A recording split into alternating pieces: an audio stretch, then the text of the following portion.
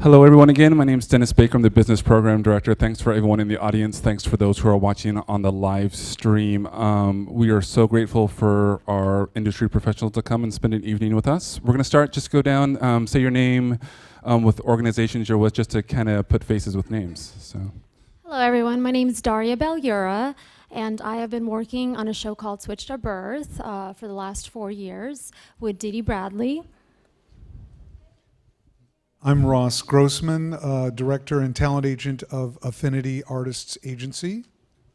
Rachel Rose Oginsky, just finished a project with Harriet Greenspan called Max 2 White House Hero, casting associate. Hi, I'm Tanya Kleckner. I'm Director of TV Film at Henderson Represents. let's give another hand to say thank you. Yeah. So we're going to jump into it, and this is kind of for everyone. We're going to start with the idea of reels and clips, because we're kind of moving into the industry standard to break up scenes that would normally be in a reel together into individual clips. Is that kind of now the supreme standard, or is there still reasons to have kind of a multi-scene reel or reasons to use a multi-scene reel? What are your guys' thoughts around that? Well, for me, as an agent, I use multi-scene reels when an actor is looking for an agent or a manager. I think most casting directors, I guess you guys will speak about that, will want clips when we're submitting for various projects, or if it's going to be a dramatic clip or a comedic clip. And then sometimes when I'm having a client test for network, they do want a multi-scene reel for that. So I think it's, once you have an agent or a manager, it's always good to kind of keep your reel updated. I like to have both reel and clips. I like the kitchen sink, everything in the kitchen sink in one reel, because you'll often get a casting woman, 25. I don't know what they want. And casting directors sometimes do that, just woman, 25. So I have no idea what they're looking for. And sometimes I just throw the kitchen sink at them because they haven't been clear on what they want. But we send both the sort of the compilation reel and the clips, and then we ask our talent to be very specific in their content and describe each clip so that the casting director has a choice. I can look at everything, or I can really zone in and target in on the clip because they've been well described. So, In casting, I mean, we're often very limited in time, so a lot of times I will scroll through a reel. I prefer, of the same show, maybe 2 to 3 clips. And I like to see just well-recognized shows or film, maybe 2 to 3 clips per show, and then maybe like 5 shows on a reel, something recent. Go ahead. Do you want me to answer? Yeah, if you have anything to add. It's different with every project that we work on. Some people like the mass amounts of clips. Other people want specific ones for that show that pertain to the character that we're looking for. My thought is whatever is most conducive for you, because all of us in casting have plenty of time editing. We've all edited many reels or many auditions for our producers as well. So if we do need to single out one thing, we can do that. However, yeah, if it's something very specific that we're looking for, it's nice to have it where it's just easily accessible for us to upload. A lot there we're going to cover. For Darya and Rachel, when are specific times you're looking at reels or using reels? Talk a little bit about, like, okay, when are the times that you need to access those and use those?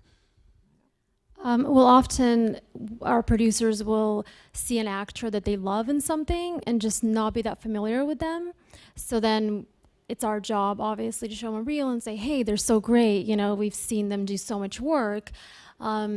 So I think that's a part of the time. Otherwise, a lot of times when I'm looking at a resume and, working in TV so much, I often look for TV shows that I recognize on a resume. And if I don't see that, or I'm not that familiar with what the actor has done, then I will glance at a reel, obviously. Or let's say I'm working on a comedy or a major drama and I'm really looking for something very specific and I want to make sure the actor has the chops to do it. And then, of course, I will glance through the reel just to make sure.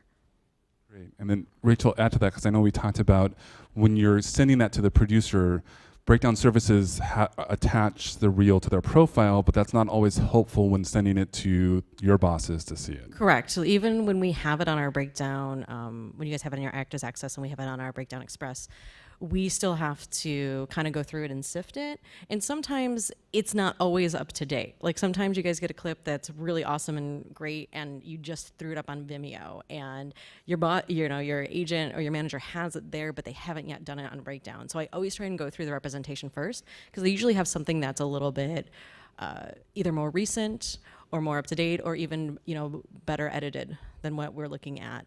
And then if I can't get an answer from them, I will go on breakdown and see what I can find. And then Ross and Tanya, talk a little bit about the desires for actors to keep their reels as update as quickly and as soon as possible. Talk about that process, working with clients and trying to get that to happen. Is that for both of us? Yeah, for however you. I'm a real stickler for my clients to keep their reels updated. I get really mad if you guys don't keep them updated. As soon as, if you have a guest star or co-star on a TV show, once it's aired, I need those clips up immediately, because I want to showcase your material to the casting directors to let them know what current work you've been doing. It's crucial, and I see people who have great reels from 10 years ago or 20 years ago, and they've got that blurry VHS quality to them, and they're really kind of useless, and in fact might actually work against them. It's like they're yesterday's news, kind of. It's not a great thing. I mean, people do want to say, look at all the work I've done, but unless there's something current, it could work against them. I had someone's reel with Starsky and Hutch on it not long ago. Just saying, that's true. Yeah, yeah, the original from the 70s. It was kind of fun, but I wasn't bringing him in. He hadn't worked since. If they made a remake and you haven't updated it, that might be telling you something. So let's talk about current. How to define current on a reel? How would you guys define that, years wise, or what is material that's too old? For me, 5+ years. If you've been working, yeah, for sure. Yeah, I agree with that. It's, in TV, everything moves very, very quickly. Same thing, with web series and other types of media. So the more recent, obviously, the better. But yeah, anything, I'd say 3 to 4 years old, it's kind of getting on that edge of like, what was that show again? Unless you're Dorian Gray, put it away. If you can't really look in the mirror and go, that's me right now, put it away.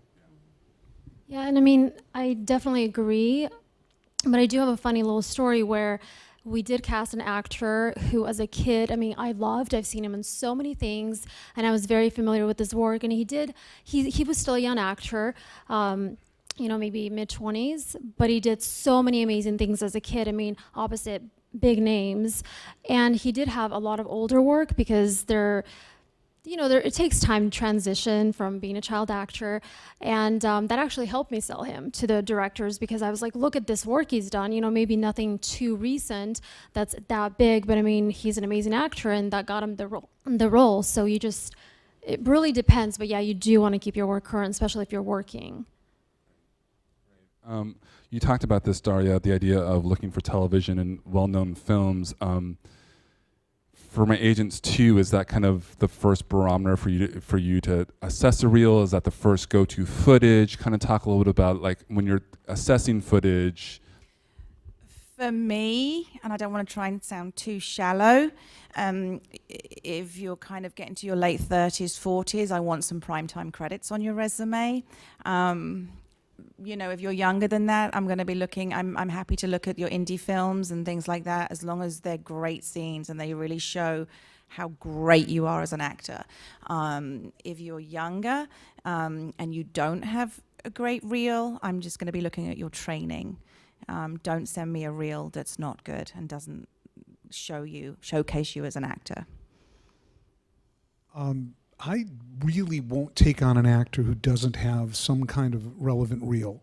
We're spinning our wheels. Casting is there's a horse race going on here. You want to be your best self, but you are competing with 300 other entities that all have actors. All of them have made good choices, hopefully, for their actors, and these actors have reels. And why, on your static picture, is someone going to get excited unless you're just some really unusual type and it's really in short supply? Why? Why would someone go for a static shot when everybody else has a reel? So I wouldn't just go with training. I would not take someone on who has training but no reel.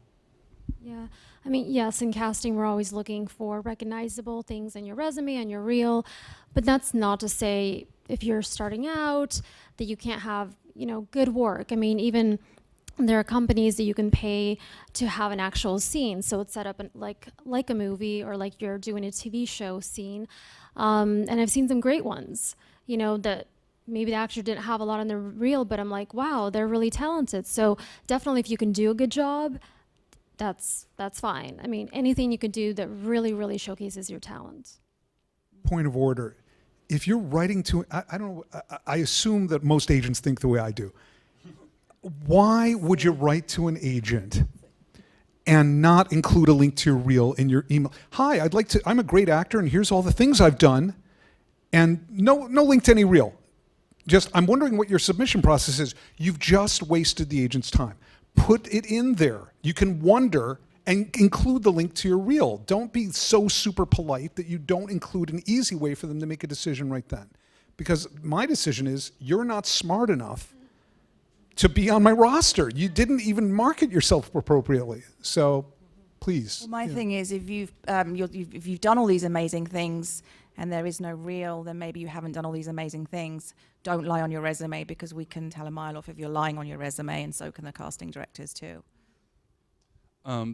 You mentioned shooting something or maybe shooting something on your own. If you go that route, and what does actors need to know? Because you're dealing with professionals who are shooting $1 million on a type of production, and then you see something that maybe you shot on your own. So talk about kind of like production quality level. Talk about what they need to be aware of when putting something on that a producer that you guys work with is going to look at. I mean, I just think professional. You want to make sure your background, you have a nice clear background, either blue or something like we use in casting, that you're not like blending into the wall, that it's not blurry, using a good camera, good lighting, that you don't look green or there's too many shadows that are distracting. And just that you're prepared, that you picked a good scene that showcases you. If you're more of a comedy type of actor, do a comedy scene. And also just make sure that the other actor is not better than you. I've seen that more often than less, where the two actors are on a different level. I'm just like, wait a minute, I would love to cast your partner, your scene partner. So yeah, it happens. And, also, slightly off topic, but your headshots have to mesh with your scenes. If you've got all these serious headshots and all your scenes are comedy, you're dead in the water. No one's going to get to your great comedy reel because you want it to look glamorous or serious. Make your reel match your headshots, or make your headshots match your reel. But this is about marketing too. It's not, obviously we're assuming you have the skill, but it's also about having a seamless package, headshots and video. And I had an actor the other day say, well, my photographer thought I'd be, your photographer isn't interested in your career trajectory, I am. So focus on making all your materials, focus on your niche and your strengths, not what would make you look good in this shot. And additionally, I would say, be the characters in your shot. Don't just say, hi, I'm a good-looking actor in Los Angeles. That doesn't do anything for anyone. That's my spiel. Ross is preaching. He's preaching. I'm angry. Talk a little bit about that, Rachel. As you're seeing reels and a multiple scene reel, you might see someone on a network show and then see something they shot themselves, and talk about that just disparity of the two things if the production levels aren't equal. Well, it comes, kind of to the point where we were talking earlier about what does casting use the reels for. A lot of it, is a push to our producers, because our producers, for as smart and as wise and as wonderful as they are, they're not familiar with everybody like we are. So we can say, oh my gosh, this is the best person you're going to hire for the show, and they're going to go, well, I don't really know them. And so we want to have something that endorses you and endorses the character that we're hiring. And so having something that's subpar isn't going to portray that to them. I worked on Masters of Sex last season, and it became a very big thing, There's a lot of nudity in that show. And it wasn't about the nudity, though. It was about you carrying yourself in that time era, which, like it or not, a lot of people aren't familiar with that time era and didn't carry themselves in that way in different, scenes that we saw. So it didn't translate well when we tried to, push them to our producers. For somebody else who did have, different clips or reels that were that did have some time period piece in that. Try to distinguish between a director's reel and an actor's reel. A lot of you, not you, but a lot of what I'm getting is people in shadow and these amazing, awesome looking cinematography. But it's not the actor's reel, it's the director's reel. It's amazing editing and amazing colors and amazing shadows, and it's not good for the actor. It's good for the director and the cinematographer. And a lot of actors, they go, but I spent 3 months on that project. I understand. When I went to film school, one of my great screenwriting teachers said, you got to kill your babies. You got to kill the thing that you're so in love with, but that isn't forwarding the major part of the project. Okay? Yeah, no montage either at the beginning of those reels. You need to make those reels just go straight into your acting scenes. I mean, the casting directors have 100 reels that they need to watch. They don't need to watch a minute of you running around with music and lights and holding a gun and doing all that kind of stuff. So they just want to go straight into to see if you can act and if you're right for the role. Yes, thank you. I was just going to say that. Or like your name flipping forever, sparkling, It's just a bit too much. We want to see that the scene starts with your name. We can hear your voice, not your partner. We can see your face, and it ends with you also. And the slow fade in on your name and the slow fade out. We don't need all that. None of that. And would you even recommend the idea of using a lower third, and to define a lower third, it's someone's name that comes up on the bottom third of the screen as the video is playing, much like a television show, because then you're not wasting that time with a title card? For me personally, no. Because when I'm editing it for my producers, I usually take off the name card. That takes up too much time. And even when it shows up in the show, what happens is your eyes are distracted. You're not looking at the actor acting. And that really good clip you have could be 22 seconds. And that's 22 seconds for that shot for the producer to like you. So I don't want to take them any way to divert them from what it is they're supposed to be looking at. That's good. Yeah, I mean, I like to see it on the bottom if you have to put something in, like what show you're doing, because we're not, if it's like something Game of Thrones or something recent or, Criminal Minds, we could probably tell what it is. But I'd like to see it maybe light on the bottom while your scene is going, so we're not wasting that time. Yeah, the show, yes, but not the actual actor's name. I think that's where it becomes distracting. We always get the time question around reels, so I'm gonna kind of ask that in a roundabout way. And I think Brooke, who's sent this in on Twitter, she's watching, asked it really well. The idea of what's more important, quality versus quantity, when we're talking about multi-scene reels.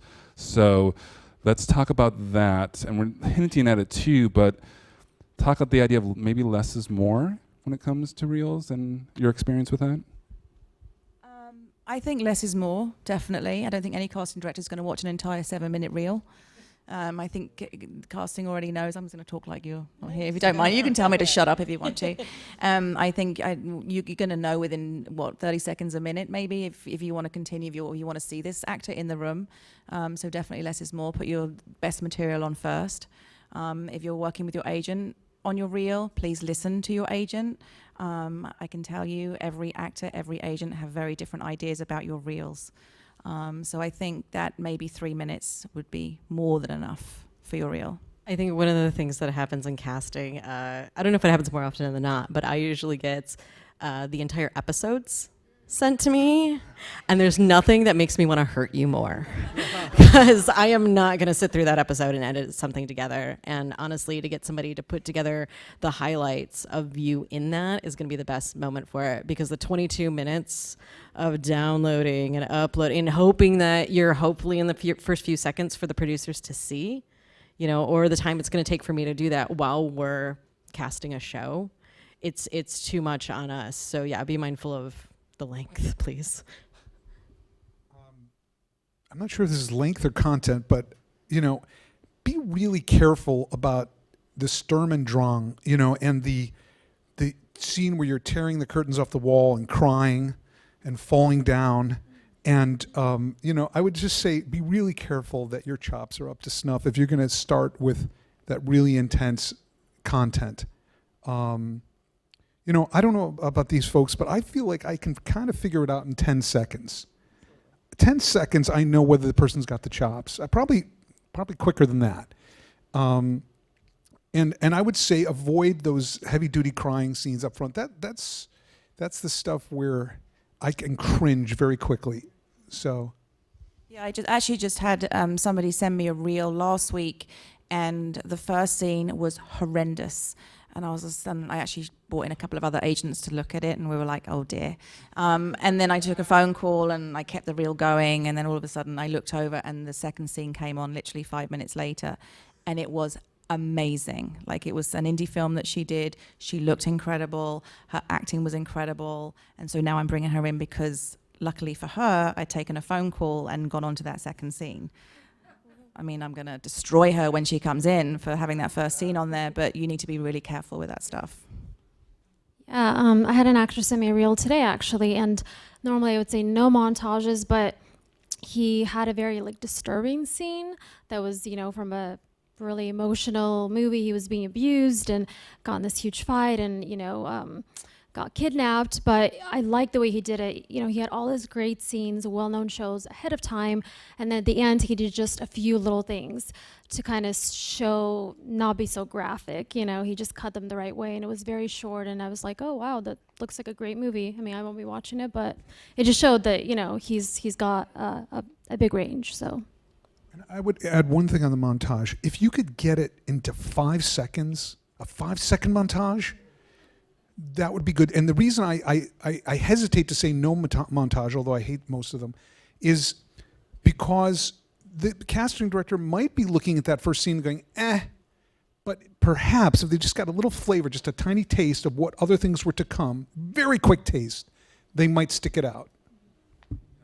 Let's stick on that a little bit and talk about that thought with clips.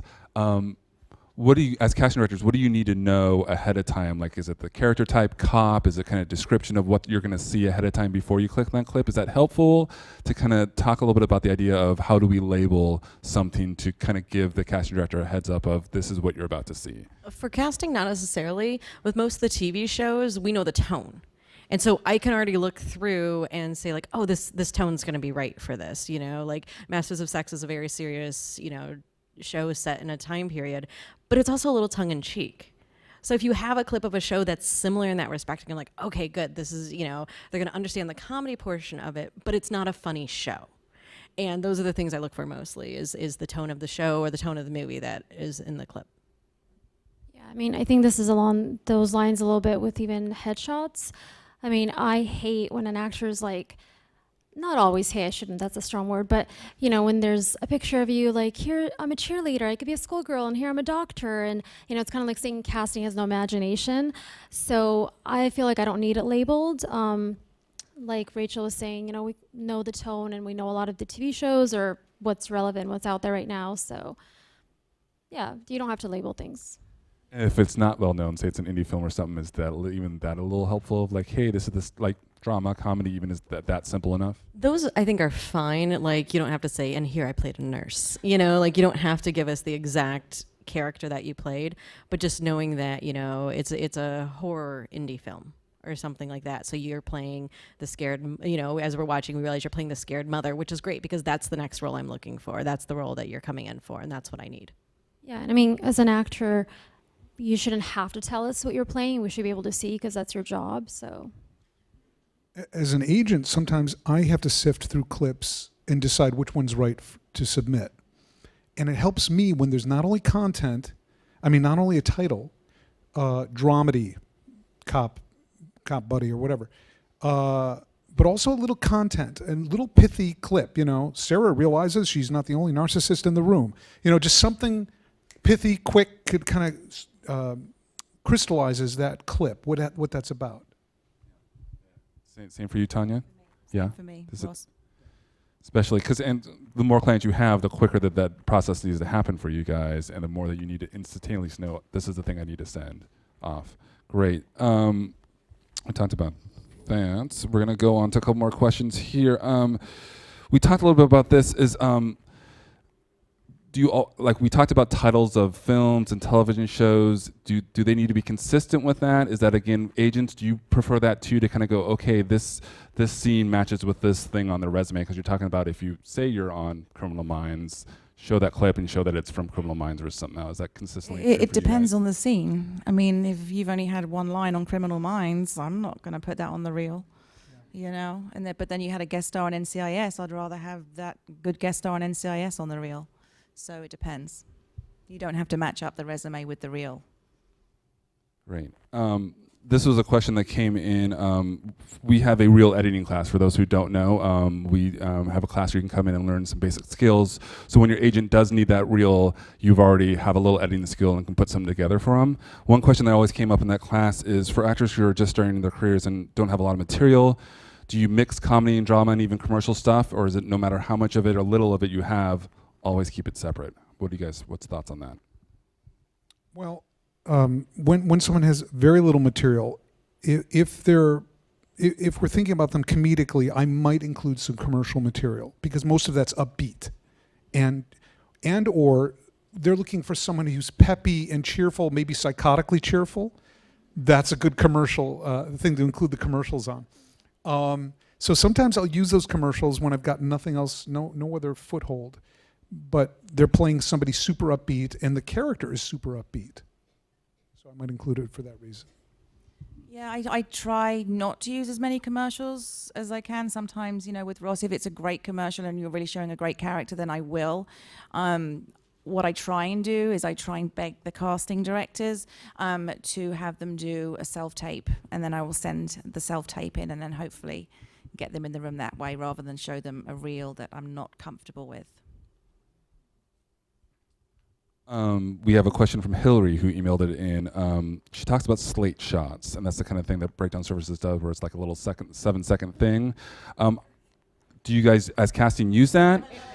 I Never. Yes. I have never once clicked on that and been like, I'm going to bring in that person. Never once. Yes. Just letting you know. I second that. I think it's silly. I mean, I'm sure there are times when it's good, but Yeah, it has, I guess maybe for kids, it does help a little bit, but I know Yeah. too that it has scared us before at the office, where you've accidentally clicked on it and you're like, oh my gosh, it's talking to me, you know? Like, yeah, that has happened before. I had to warn an actor, and he never listened, but I told him, your slate shot is so different than the headshot to which it's attached that you're confusing everyone. They don't know which one is you, which one is the current you. And it's so different that I wouldn't bring you in, because I don't know which one's you. I think some of them are cute, but I don't use them. I don't have my actors do it. Julie McKay, do we have a show of hand? Where are you, Julie? Julie's in the back. I see a hand. Hey, Julie. Julie's question is this: what is your position on actors using footage which they are not speaking? Is that? No, definitely not. Can you elaborate of why? Because you're an extra. If you're not speaking in it, we can't really see what are you doing? Is there a particular thing you're doing in it? Is there some action? Are you showing us your martial arts skills? If you're showing us some martial arts skills, then you can just do a 60-second skills tape and we can stick that on Actors Access. yeah. You know? Tanya said it really well. I mean, I feel really strongly about that because I actually worked at Central casting extras for 2.5 years, which I really loved. Great place. And it is a fun job, good experience. You know, you get the free food, get to hang out on set, watch others. But as far as, unless you got upgraded, it's really not acting. I mean, I always tell actors when I see it on the resume, I'm like, oh my gosh, take it off. Because there were so many times when I would see a resume and I'd see great work and I'd see extra work. And I'm just like, you know, Dee Dee and I are like, wait, are they an extra? And we get really confused and we're like, let's just pass, you know. So you don't want that to like affect the way you look to us, to casting.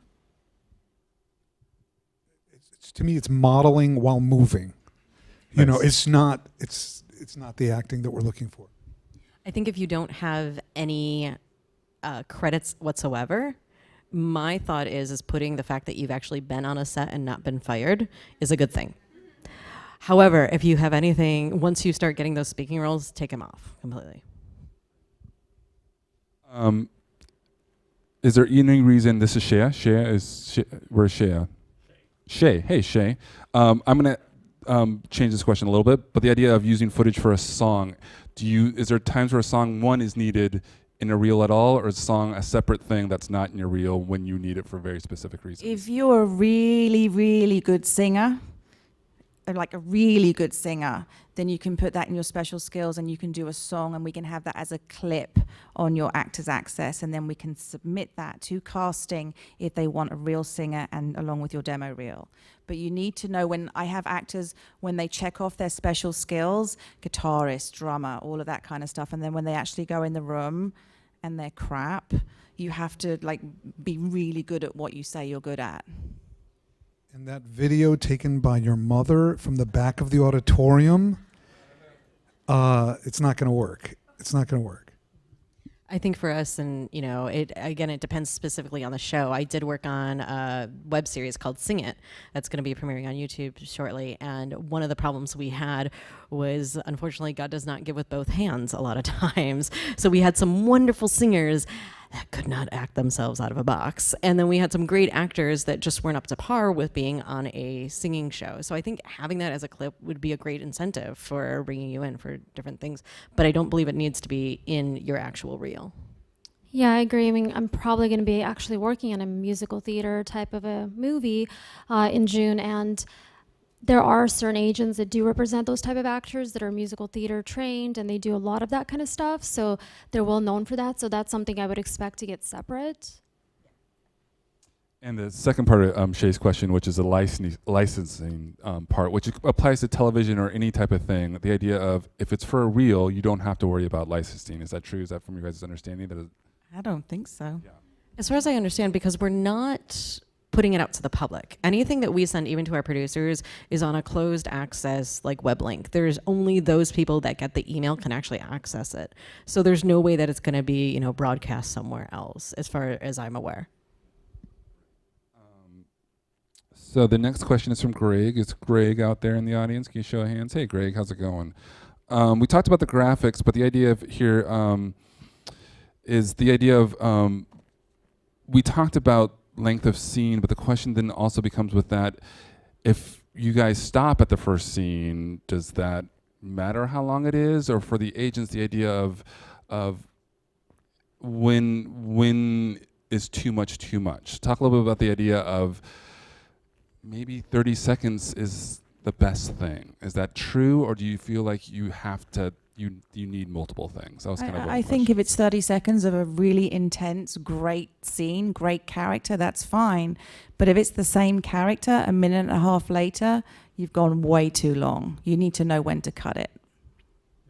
Yeah, I mean, I've seen scenes where it's the same movie or TV show, and it's just like, here he is, saying this, and now he's saying this, and now he's fighting, and it's just like, it gets a little redundant and a little too much. So You need to change it up. I also like to tell my talent, if it's the exact same tone, same character, you don't have to clip it out into 5 different clips of that same kind of character. If it's a different flavor, a different character, clip it out. But don't take 5 clips of the same kind of character. That's not useful. Talk about this. Rebecca asked. Rebecca, are we out there, Rebecca? Nope, she disappeared. Rebecca. She asked the idea of getting footage. When working with clients, agents, how have you helped, or how have you known actors to try to track down footage, get footage? How have they been crafting getting that footage when they need to get it to you in a timely manner? I have the managers do it. Excellent. I think one of the things to let everybody know too is when we're done casting, there's only so many more weeks that are left on the show for the production office. And the production office is the best way for your representation to get those clips. So if you're in the last scene of that season, they need to be on the phone. They need to be, okay, it's wrapped. Who do I talk to in post? Who do I contact when production goes down? All that, because when it's done, I just send you over to, the head of Sony, and you can kind of figure it out from there. And they've got plenty of other things that they're worried about, instead of somebody directly to connect with. And if it's very late in the game, there's a couple things on Breakdown. There's Edit Plus. They'll track it down on Hulu or Netflix, and they'll get you a high-quality recording. You'll have to pay for it, but it's out there. What's it called? Hold on, we're getting information here because we didn't know this. I think it's Edit Plus, but this is Edit well Plus. after the fact, after it's been aired. Breakdown will have that information. Yeah. Look at that. Breaking news right here. Here we go. Let's go here for another one. These are some questions we get normally in the reel class that come up frequently. The idea is someone talked about slating. Slating is talk about the idea of, do you guys see slate on reels? I'm guessing that's more for self-taping. Talk kind of about that difference about what you need for a self-tape that is specifically for a self-tape versus stuff that should be just for a reel. Well, definitely no slate on a self-tape. That'd be silly. But when I have a self-tape from a casting director, they always give me the rundown of what they want. So it's kind of case by case. I've seen slates used more for children because of their age. Your age depends a lot on how many hours you can work. So if your birth date's actually next week and that gets you up to the next level, we're like, yay. But I don't think that it's definitely not at all needed for your reel. I think, though, maybe depending on the project and where it's filming, if you needed to say your location, that's a big deal too. Or your work status, if you have a visa, or if you're on an O1, if you are an American citizen, things like that, depending on the project itself. I also go with whatever the casting director is asking for. They'll usually be very clear what they want.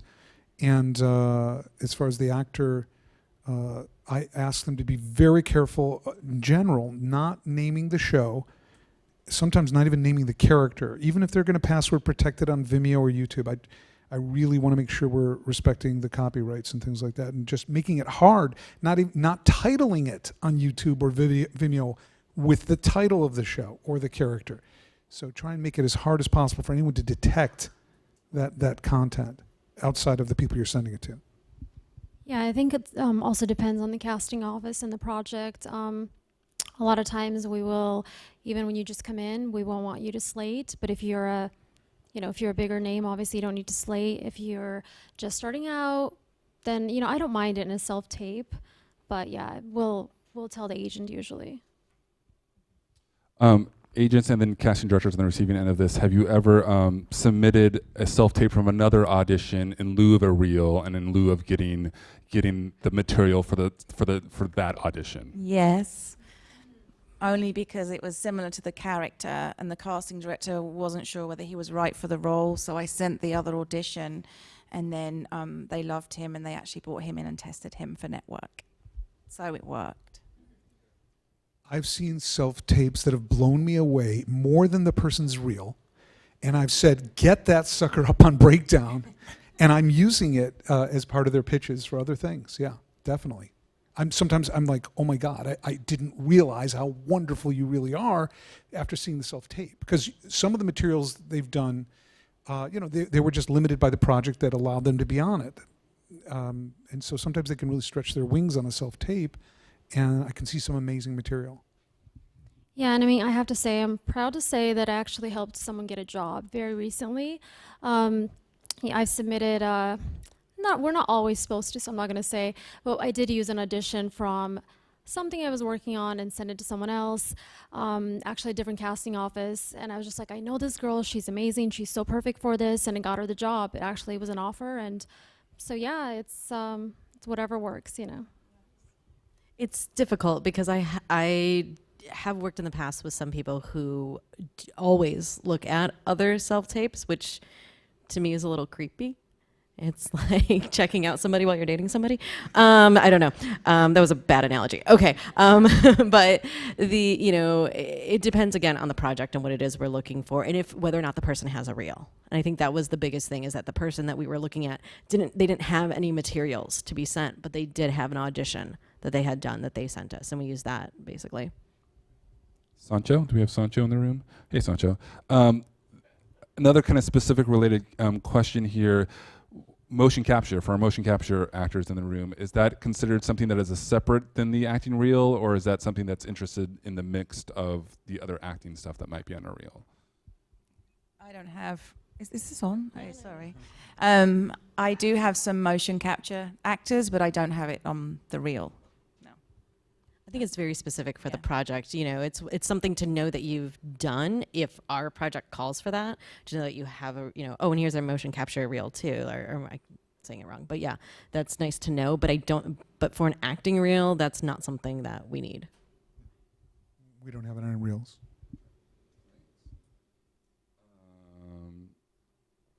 Let's do this. I'm just finding another question here. No. Okay, here we go. Is that Angela? Trying to read the writing. Angela's in the back here. Angela says, there's companies that will help you create a reel if you do not have footage. Thoughts on this?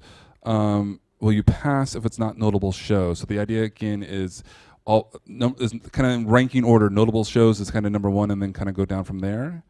Is that kind of general rule? I don't like those reels personally.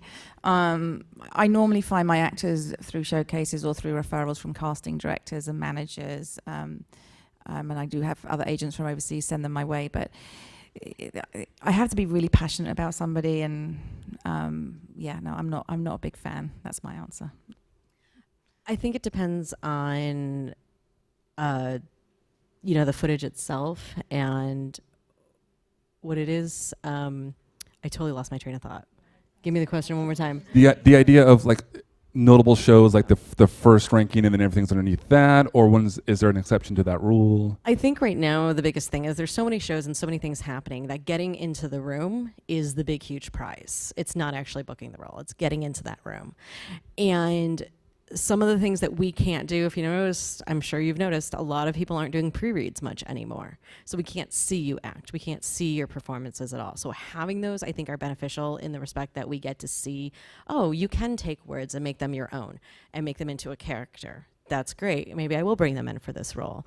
But in response to if you have that versus the other, I would, lean more towards the notable shows or the things that people do recognize for the respect of those who I'm passing it along to. Us in casting, we're looking at your acting ability. Other people are looking kind of at like, oh, well, they've been on this show before, so. Yeah, I think if you're still building your resume and you don't have a lot, I really don't mind them as long as they're professionally done. I've seen a lot of really good ones, and I brought actors in just because of that, because I was like, oh, they're really talented, and yeah, I don't mind them. It's tough because, I'll have somebody on 2.5 Men, but their performance is nothing to write home about. And they'll have something later in the reel that just blows that out of the water. And so it's a judgment call sometimes. Do I let them know, look, they've been on established shows first, and that's where that 5-second lightning reel, that montage of 5 seconds might be helpful. It's like, hang on. I know he's not great in this first reel, but hang on. Talk a little bit about actors seeking advice on their reels, because sometimes, like headshots, actors sometimes aren't 100% objective. So who's the best to seek out advice, and maybe who's the best not to seek out advice about your reel? Well, I sit with my actors and I go through all their scenes and we figure out what's good, what's not good. Me and my actors and we don't normally agree on the scenes that they want and the scenes that they don't want and all that kind of stuff. It's a nightmare, but I always win in the end. But I do sit down and we literally go through every single scene that the actor's got and we figure it out, and we have to. It's tough sometimes because we have to cut that reel down to just 3 minutes of their best work. But normally if it's there's an agent, a manager, and the actor, you have to work as a team because that's who we are. We're a team, and so we work collaboratively. Can't say it, and get the job done. Well, I'll say who shouldn't be in on the process first. Your photographer. Oh, yeah, that's is not the determiner of where your career is going. Okay, so just because they think this will be a cool shot, you've got to come in with a clear set. You've got to come in with your values to your photographer. You've got to know where you're going. So you need to talk to your agent and manager before you get to your photographer, not after. And you just have to make sure that the makeup artist also isn't trying to showcase their work. What was the question again? Just the idea- yeah. I thought you were talking about reels. Well, and I think it's scenes. all related together. Yeah. The idea of just who's your audience, who's your people that you seek advice from, and not Okay. seek advice on. So I'm off Ross, topic. You Sorry. you do the headshots. I did the Okay. reels. Yeah. But in terms of the reel, yes, people are very they don't want to get rid of something that they worked a lot on. And that's the problem, is that they're in love with the fact that they're on film, they're on video, not with whether or not it's good material. And they do have to turn to the agent and not to their friends, unfortunately. Your friends love you, they care about you, they don't want to hurt you, unless you've got really lovingly cruel friends. So don't use your friends. Do you guys experience the actors coming in going, I have the whole scene, it's a 3-minute scene, I want to use it from beginning to end, instead of going, what's the best 30 seconds of that 3-minute scene? Do you guys run into that a lot? Depends on what the scene is. Could be an amazing scene from beginning to end. Who knows? It's case by case. So then you would just go, what's the showing the best material no matter length? So that's again going back to that quality versus quantity thing of like what's the quality, and you start from there, and everything else kind of takes care of itself. Yeah. Yeah, and I mean, I've seen really great scenes where I'm just like, hey, I want to watch this. I want to know what it is because it's really good. I love the actor in it. And yeah, so sometimes it's good to label what it is and I can check it out. I think too is being mindful of the order of the scenes, not in the respect of like, oh, they have to be in a certain order. But I remember watching a reel one time, and it was like, oh, good girl next door, and literally the next scene was like serial killer, and she's stabbing someone, and I was just like, did I drink something? Like, what just happened? Like, it just was such a crazy switch, and it was the dramatic reel, which I understood, but it was just such a crazy switch to the next one that I was just kind of baffled. I was like, I don't know if I can show this to producers, trying to figure out, or how do I do this? And say, so at minute 2:32, just switch it around or whatever. Segues, that's great.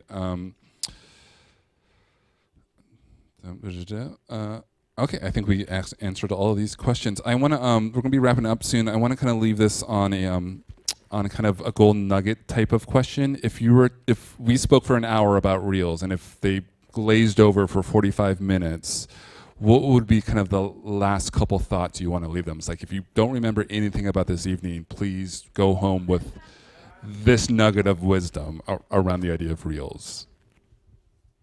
Your reel is about you.